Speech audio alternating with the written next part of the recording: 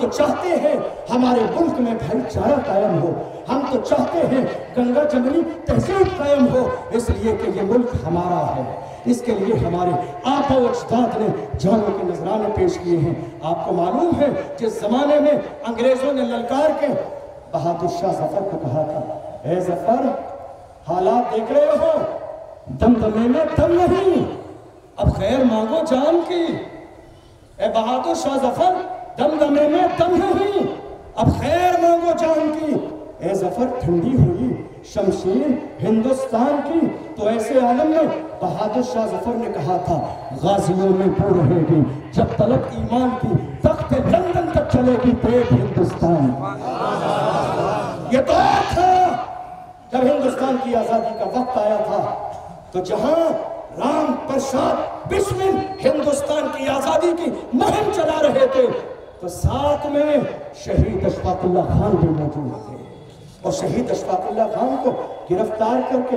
پھانسی دینے کا وقت آ گیا، اور کہا گیا آخری آرزو بتا دو، آخری خواہش بتا دو۔ دیکھو اس ملک سے ہماری محبت اور وفاداری کا عالم۔ اس وقت میں شہید اشفاق اللہ خان نے کہا، میری آرزو پوچھ رہے ہو تو سنو، کچھ آرزو نہیں ہے، کچھ آرزو نہیں ہے آرزو ہے اتنی، رکھ دے کوئی ذرا سی خاکے کفن میں۔ یہ میری محبت ہے۔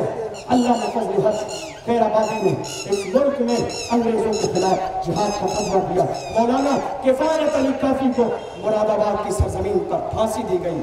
اور جانتے ہو کس انداز میں انہیں جیل میں رکھ کے سزائیں دی گئیں؟ استری جو ہم اپنے کپڑے سنبھالتے ہیں پریس سے،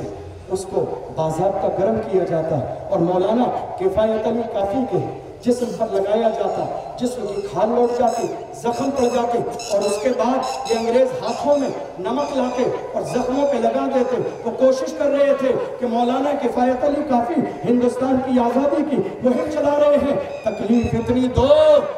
کہ قدم ڈگمگا جائیں، اور یہ مولانا کفایت علی کافی ہیں، انگریزوں کی آنکھوں میں آنکھیں ڈال کر کہہ رہے ہیں، سرفروشی کی تمنا اب ہمارے دل میں ہے، دیکھنا ہے زور کتنا بازو قاتل میں ہے، وقت آنے پر بتا دیں گے تجھے آسماں، ہم ابھی سے کیا بتائیں کیا ہمارے دل میں ہے۔ جان جاتی ہے تو جاتی رہے، مگر اس ملک کی آزادی کا جو ہم نے خواب دیکھا ہے، ہمارے مرنے کے بعد بھی انشاءاللہ پورا ہو۔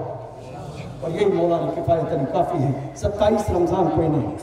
پھانسی پر چڑھایا گیا، جمعرات کا دن ہے، عصر کی نماز کے بعد کا وقت ہے، روزے کی حالت میں ہے،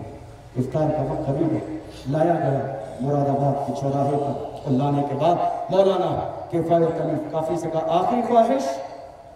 کوئی آخری خواہش ہے تو بتاؤ۔ تو یہی مولانا کفایت علی کافی ہیں، انہوں نے کہا تھا، آخری خواہش جاننا چاہتے ہو؟ کوئی گل باقی رہے گا نہ چمن رہ جائے گا، پر رسول اللہ کا دین حسن رہ جائے گا، اطلس و کم خواب کی پوشاک پر نازا نہ ہو، اس طرح بے جان پر خالی کفن رہ جائے گا، ہم صفی و باغ میں ہیں، کوئی دم کا چہچہا بلبلیں اڑ جائیں گی، سنگا چمن رہ جائے گا۔ یہ آزادی کے متوالے جانوں کے نذرانے پیش کر کے دنیا کو بتا گئے، اس ملک کی آزادی میں سب نے جانوں کے نذرانے پیش کیے ہیں، مگر افسوس کا حال یہ ہے آج دنیا کے لوگ ہمارے ملک میں ذرا سی کوئی بات ہو جائے تو سب سے پہلے ٹارگیٹ قوم مسلم کو کرتے ہیں، اور کہتے ہیں تمہارا یہاں کیا ہے، جاؤ تم تو وہاں چلے جاؤ، وہاں چلے جاؤ، ان کو تو نکال دینا چاہیے۔ میں بتا دوں آپ کو، اس ملک کی تعمیر میں مسلمانوں نے پوری ذمہ داری کے ساتھ حصہ لیا ہے۔ گویا کہ شاعر کی زبان میں کہوں، جب پڑا وقت چمن پہ تو لہو ہم نے دیا، جب پڑا وقت چمن پہ تو لہو ہم نے دیا۔ آج کہتے ہو کہ گلشن میں تیرا کام نہیں، ارے ہم بھی تعمیر وطن میں ہے برابر کے شریک، در و دیوار اگر تم ہو تو بنیاد ہے۔